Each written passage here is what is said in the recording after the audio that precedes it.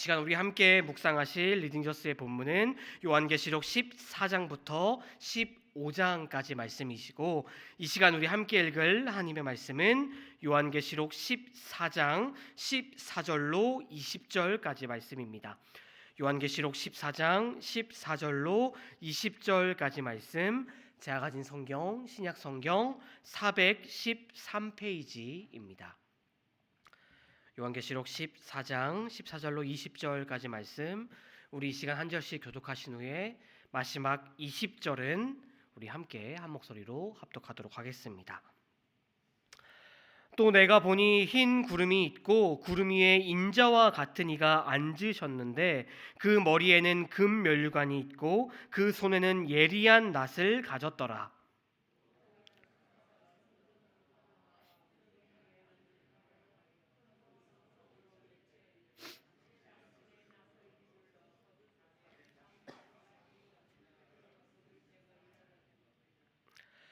구름 위에 앉으신 이가 낫을 땅에 휘두르매 땅의 곡식이 거두어지니라.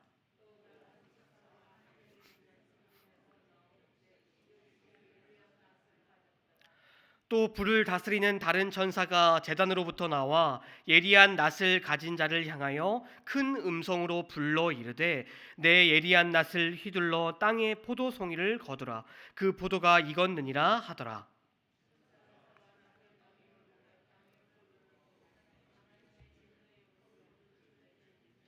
함께 읽겠습니다. 성 밖에서 그 틀이 밟히니 틀에서 피가 나서 말 굴레까지 닿았고 1600 스다디온에 퍼졌더라. 아멘. 우리가 함께 묵상하고 있는 이 성경의 마지막 책인 요한계시록은 이전에도 여러 번 말씀드렸던 것처럼 그 기록 내용이 시간적인 순서대로 되어 있다기보다는 이 뒤죽박죽 섞여 있는 경우가 참 잦은 성경책입니다. 특히 마지막 날에 있을 사건들, 일반적인 책이라면 가장 마지막에 나와야 할 그 심판과 구원의 일들이 이 계시록이라는 성경에는 곳곳에서 등장하고 있지요. 이는 그만큼 그 마지막 날에 있을 사건들이 중요하다라는 것을 우리에게 암시하고 있는 것이라고 할 수 있을 것입니다.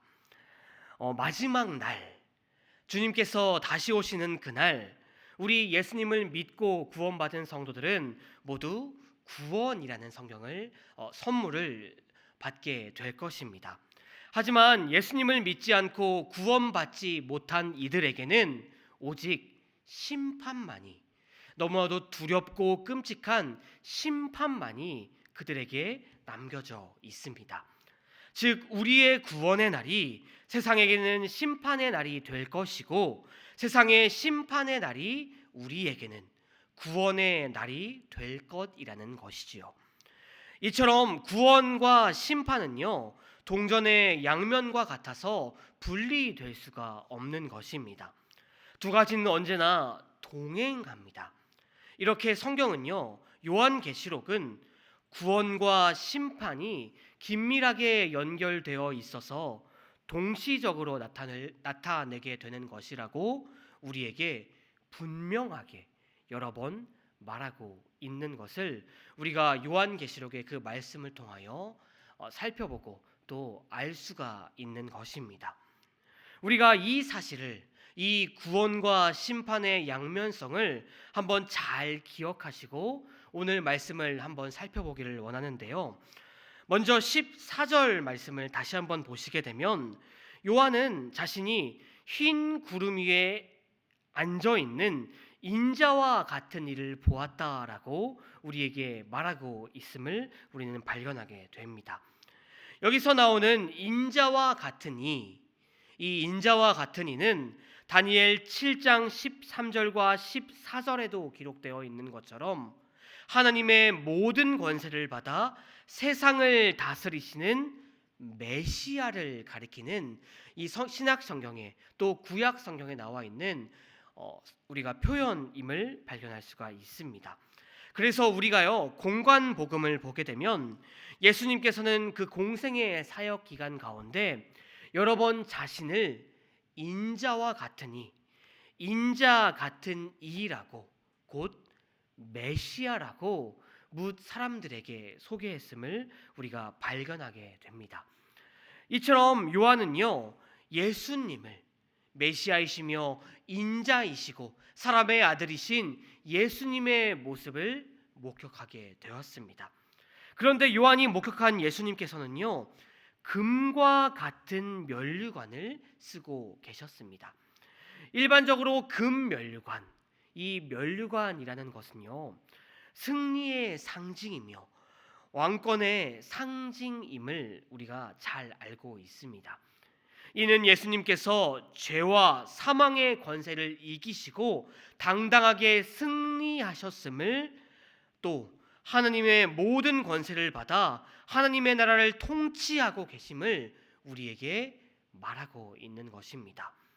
그런데 여러분, 이와 같이 예수님께서 이 세상의 모든 것을 다스리시고 당당히 승리하신 모습을 우리가 잘 알고 있지만, 우리가 이 말씀에서, 이 14절 말씀에서 우리를 당황스럽게 하는 것이 하나가 있으니, 그것은 승리하신 예수님께서, 왕이신 예수님께서 너무나도 어울리지 않게 낫을 들고 계신다라는 것입니다.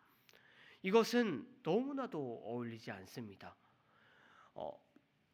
면류관과 낫, 이것은요, 아무리 생각해도 아무리 봐도 너무나도 어울리지 않는 조합 아닙니까? 여러분, 낫이라는 것은요, 우리가 잘 아는 것처럼 추수할 때 사용되는 농기구입니다. 그런데 왕이시고 하나님이신 예수님께서 도대체 이러한 농기구를 왜 들고 계시는 것입니까? 예수님께서 친히 농산물을 추수하시지는 않으실 텐데 왜 예수님께서는 이러한 낫을, 그것도 예리한 낫을 들고 계신 것일까요?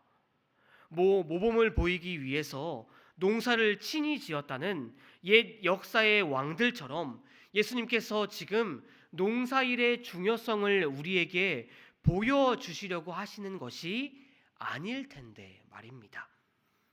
여러분, 우리가 요한계시록 4장 35절 말씀을 보게 되면요, 왜 예수님께서 지금 낫을 들고 계신지를 추측할 수가 있습니다. 요한계시록 4장 35절을 제가 한번 읽어보겠습니다. 너희는 넉 달이 지나야 추수할 때가 이르겠다 하지 아니하느냐? 그러나 나는 너희에게 이르노니 너희 눈을 들어 밭을 보라. 희어져 추수하게 되었도다.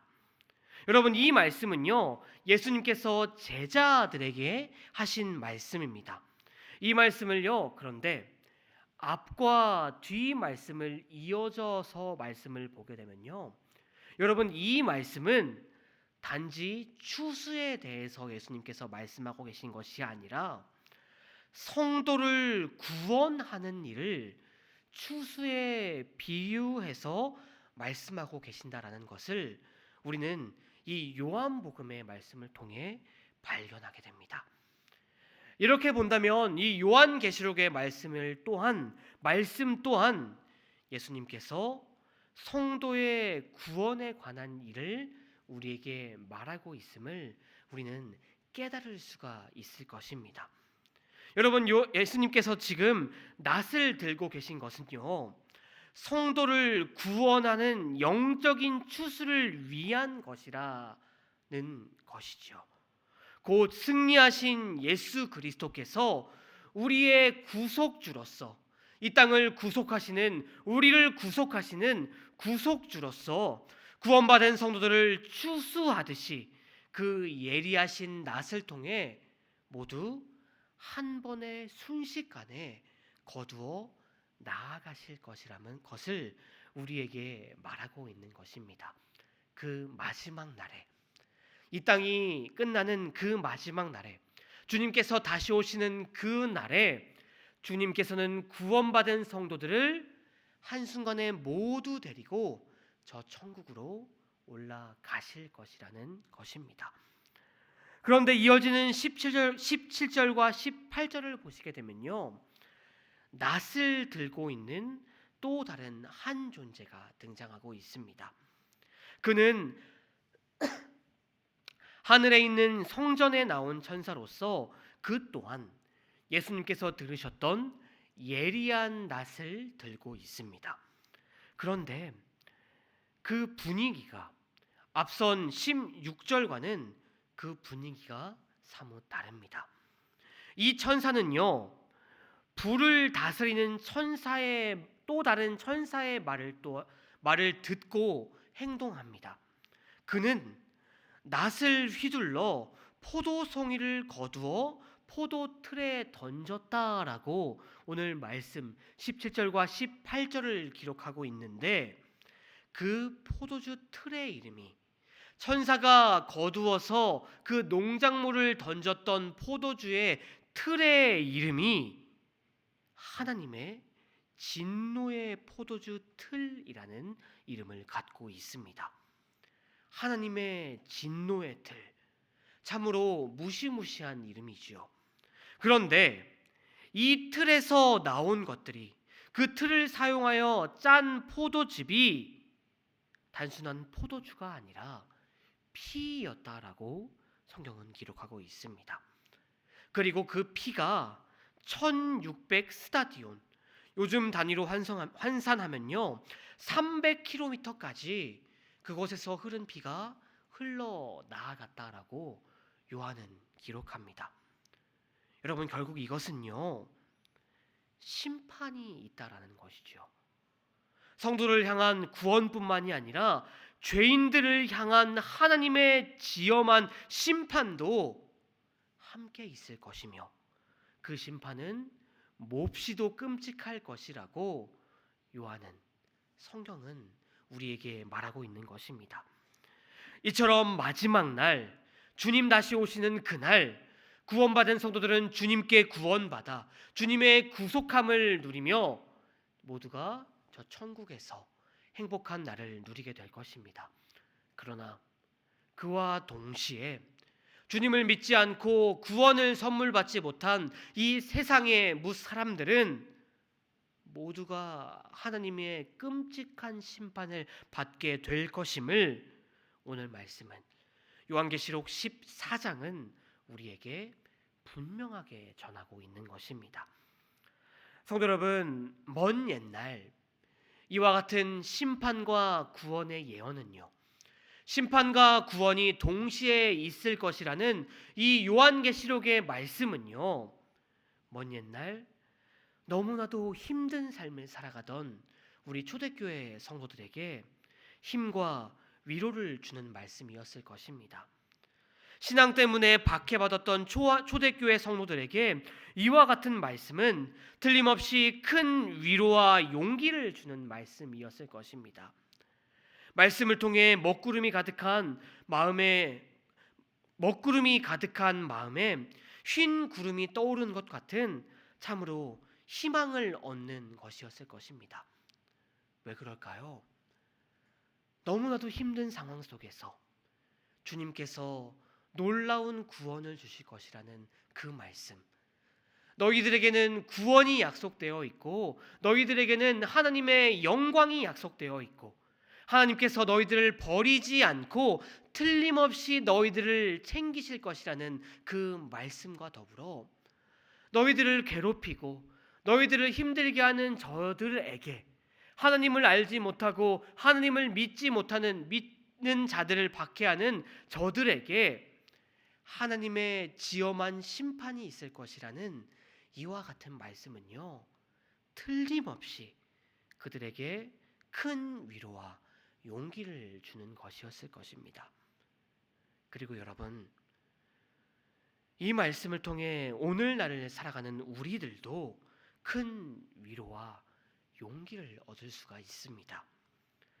사랑하는 성도 여러분, 때로 우리는 이 세상을 살아가면서 여러 가지 이유로 우리의 신앙이 흔들릴 때가 있음을 분명히 경험하게 됩니다. 때로는 이 세상 사람들이 우리를 향한 그 조롱과 또 놀림 때문에 이 세상을 살아가면서 분명히 우리는 주님을 믿고 예수님을 믿는데도 불구하고 너무나도 힘들지만 하나님을 알지 못하고 세상을 따라 살아가는 저들을 잘 살고 행복하게 살고 많은 것을 누리는 것을 보며 우리의 신앙이 흔들릴 때가 분명히 있습니다. 그러나 성도 여러분, 오늘 말씀은, 또한 요한계시록의 말씀은 수도 없이 하나님께서 우리에게 약속하신 구원이 있을 것이고, 하나님을 믿지 않고 살아가는 저들에게는 하나님의 지엄한 심판이 있을 것임을 분명히 우리에게 말하고 있습니다. 사랑하는 성도 여러분, 우리는 이 구원과 심판의 말씀을 분명히 알고 붙잡고 살아가야만 합니다.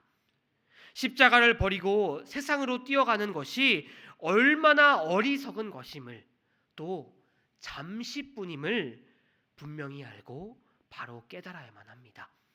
세상 사람들은 반드시 하나님의 심판을 받을 것임을 분명히 알고 우리가 함께 불렀던 찬송가 150장의 찬송처럼 비록 험한 십자가임에도 그 십자가만 바라보고 십자가만 붙잡고 살아가야 할 줄로 믿습니다.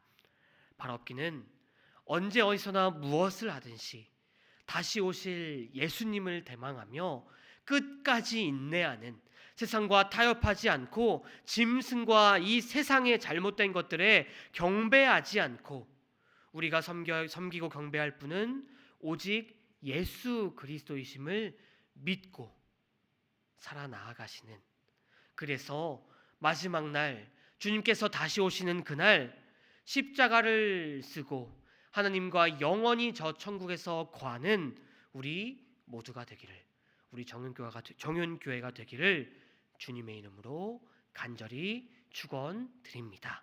아멘. 기도하시겠습니다.